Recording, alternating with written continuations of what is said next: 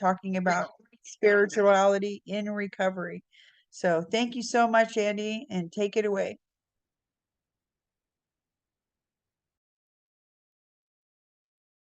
Hello, folks.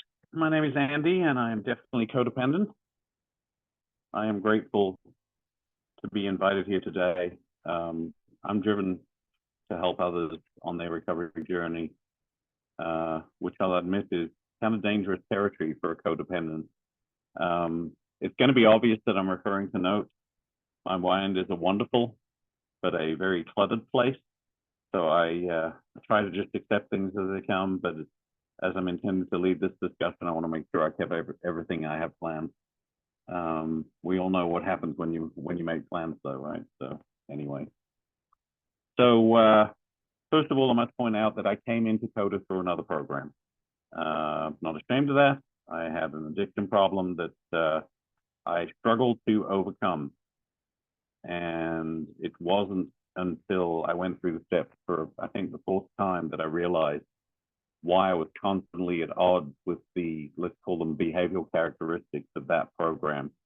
And that was the moment I discovered I was codependent. And I actually didn't even know codependency was a thing.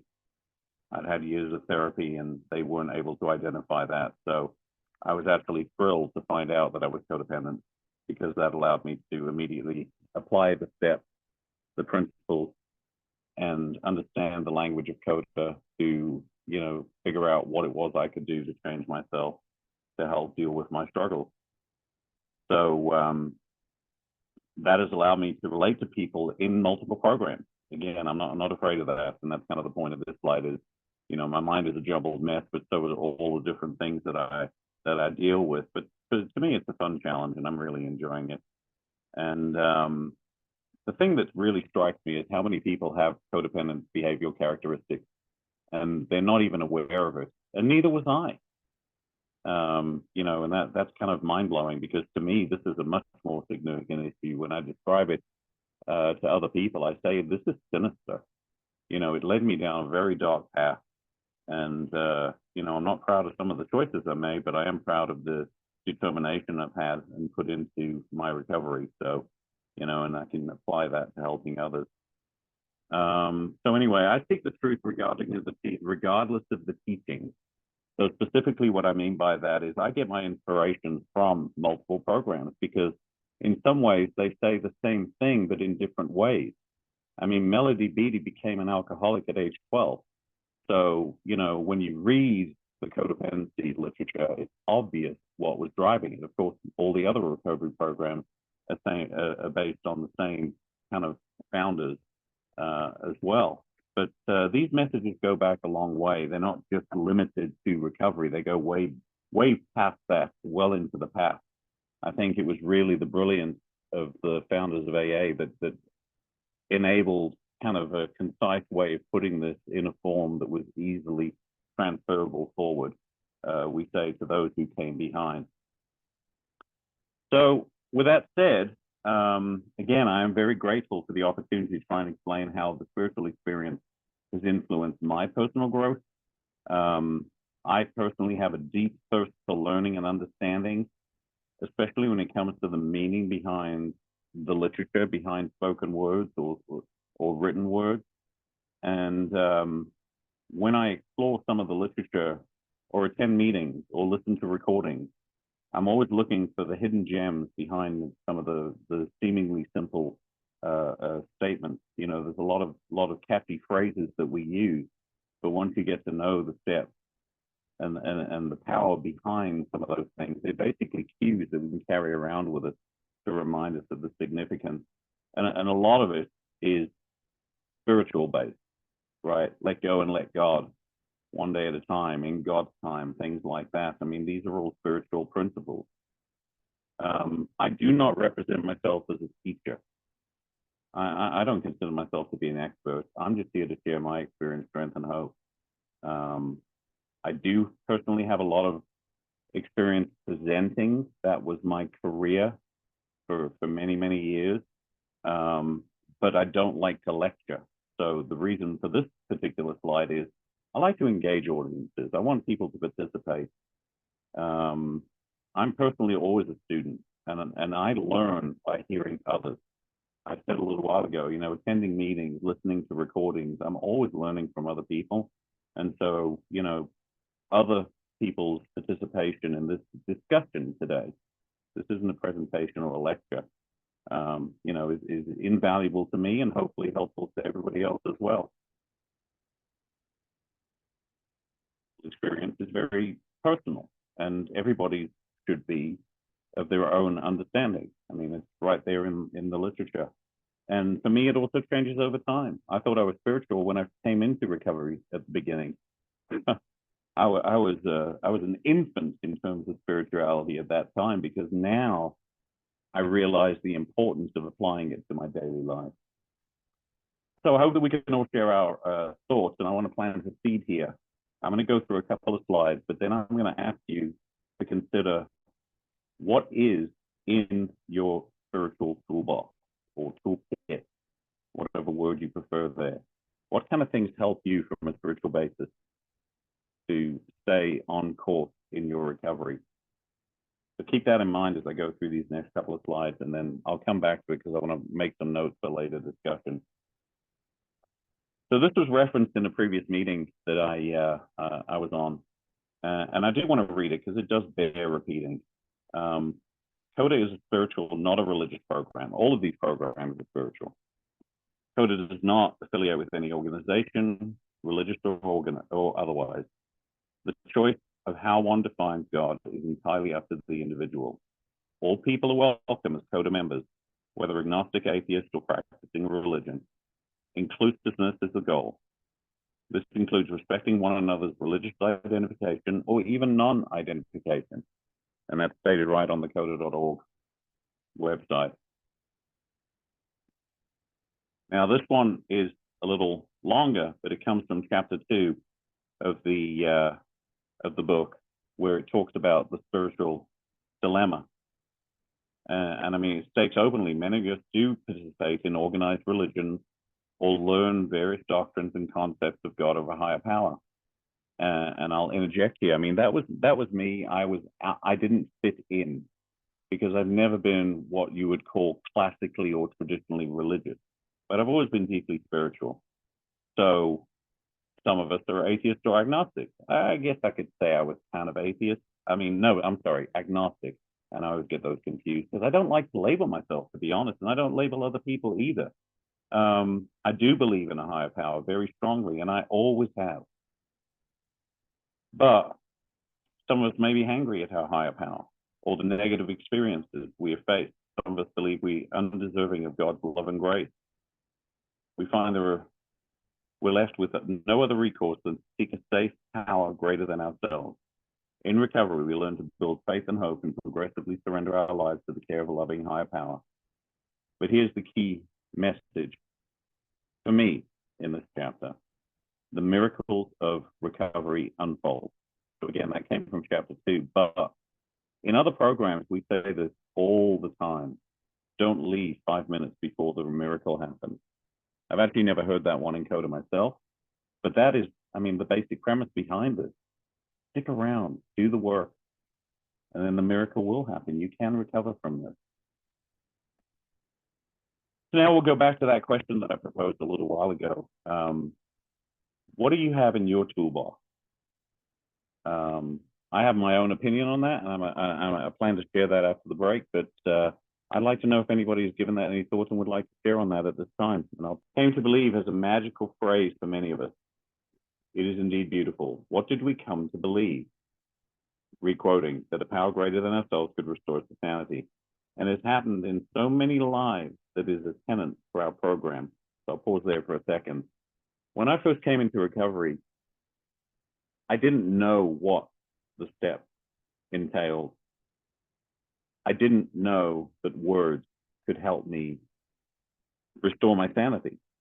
I have no knowledge of this. I didn't know anybody who'd been in a recovery program. So I'm kind of a skeptic. No, I'm absolutely a skeptic. I'm not even kind of a skeptic. So for me personally, it was a bit of a hard pill to swallow that just attending meetings and listening to people talk would help me get back to sanity. But I was at a point of desperation. And so I had to do something, and I had to have an open mind. So I went in. I'm very fortunate where I live that our local network of support is incredibly strong. And I just kept going back, and I listened to what they told me to do. And it wasn't long. Now, I didn't recover immediately. It takes time. But what happened was I started to hear the stories, and I started to hear them from people that became my friends. And so I have to trust that they weren't telling lies, bluntly, that these stories were true. And then the other thing that happened for me personally, again, is that because of the rich network of support we have around here, I was able to go to a lot of different meetings, not just a lot of meetings, but a lot of different meetings, different groups. And I started to pick up on a pattern. The same stories were occurring over and over again. So at that point, that gave me the foundation of faith that I needed that this program would work. Forget about spirituality for a moment, set that aside. I mean, you're not going to do something that you don't believe in. A lot of people look at the steps and they say, oh, they're just a set of rules. Well, no, they're not. They're suggested steps to help you recover. And one of my good friends talked about how he'd see the rules up on the wall, and he says, I felt like I was going to the pool, the swimming pool. Don't pee in the pool, don't run in the pool area. Well, which is it? Because if I don't run to the bathroom, I'm going to have to pee in the pool, So no, these are suggested steps. And if you have faith that they will help you on your journey, then you can kind of start to take small steps. And then I'll also add at this point, I'm with my sponsees, one of the things I like to do is focus on a very tiny thing, something that's very easy for them to quickly work through some step work, let's say, to show them how they can eliminate that from their lives. And I'm not getting into the specifics and belabor the point, but the key is we're having a lot of fun with that. They're able to take something that is, they'll say, oh, but it's a stupid habit. It doesn't matter. And I'm like, no, it does actually, because it tells me something about yourself. And then when they identify what it is, and then we work the steps, and it's something that we can do in a very, very short period of time, they'll look back and they'll say, I can't believe I was doing that all the time. Like, yeah. Okay. Do you have faith now? Do you have personal evidence other than me telling you to stick with this? So anyway, this has happened in so many lives. That is a very, very important point. You have to trust that the people that you're seeing, that you're associating with, have been through this, and that they want to see the same success with you. So it goes on to say, the lost have come home, we've been restored. That's restored to sanity. As we enjoy the fruit of our recovery, though sometimes we fail to realize, I'm sorry, I'm trying to bring this, I've got an iPad here with my notes on, by the way, so full disclosure. The part of the screen is covered here with the video. There we go. As we enjoy the fruits of recovery, though, we sometimes fail to realize that insanity isn't far away. It's just around the corner. And when we experience that insanity, it isn't that God has moved, but that our faith has wandered and shaken hands with the craziness of self-sufficiency. So we're back to that insanity again. If our spirituality wavers, that's when we start to, we use the word slip, right? Back into our own creation, our problems of our own mind. And then we start getting fear, uncertainty, and doubt, and things along those lines. So this is the start of the message here, that you have to have a strong spiritual foundation in order to be successful, and then maintain your recovery. So coming to believe isn't a sudden happening, but a gradual change. And with daily renewal, it makes our life work. Daily renewal, ongoing, practicing these principles in all our affairs. Step 12, you have to live this. This isn't something that you go and work the steps and then say, haha, I'm recovered. This is a way of life. But not only will it help you solve your codependency issues, you can apply these principles to life in general. This is a program for living. This is a program about having a more enjoyable life. And these same principles can be applied to any challenge that comes up. And I said earlier that I came in for another program. That's how I was so easily able to pivot from what I had learned in the steps to codependency. But I'm also applying it in other things that happen in my life. Isn't usually a sudden happening, but a gradual change, right? So be prepared for this to take effort and time. Now, the more severe the issue, the more time it may take, but the more effort you put in, the quicker you might be able to overcome it. So, how quickly do you want to recover? Your level of effort is going to determine how quickly that happens. So basically, came to believe these three beautiful words remind me today that I didn't get here alone. And then that word alone, I said earlier, I like to look for the subtle meaning behind some of these statements. This is a we program. Go read the steps and see how many times the word I appears, right? We do this with the help of others in the fellowship, but also our higher power. Call it God. I don't believe in a traditional God, but I do refer to my higher power as God. It's just easier, quicker and easier to say, and everybody knows what I'm talking about. So that's fine. Okay, so that's great. We know that, we can, or at least we can read here the words that tell us that we can follow these principles and have recovery. Well, there's this thing you have to watch out for, generally referred to as the spiritual malady. And I put a little quote at the bottom here. One of my sponsors gave a talk at one point, and he used those words, and they moved me so significantly. He said, "The spiritual malady feels like a cold wind blowing through a hole in your soul." And that to me is just the perfect description of it.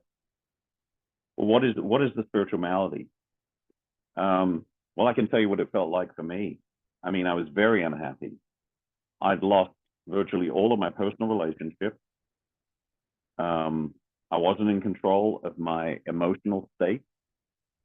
I hope that resonates with others, because that is my undoing. I fell prey to misery and depression. I was full of fears, anxiety, paranoia. And most importantly for me, I think, was the feeling of uselessness.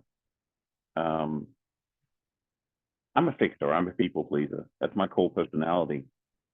And so the deeper I got into these struggles, the less I felt like I could do what I needed to do. Now, that's a codependent characteristic right there. I needed to learn to accept that I can't fix everything else. I can't control other people, places, and things, right? So that is the spiritual malady, and that's essentially where I was. I was sitting in that space of poor spiritual condition. And it's precisely the opposite of what happens when you have healthy spirituality. So as we grow spiritually, we find that our attitudes toward an instinct, our old attitudes towards our instincts need to undergo revision. So, let me expand on that a little more. What do I mean? Well, we've got our old ways of thinking.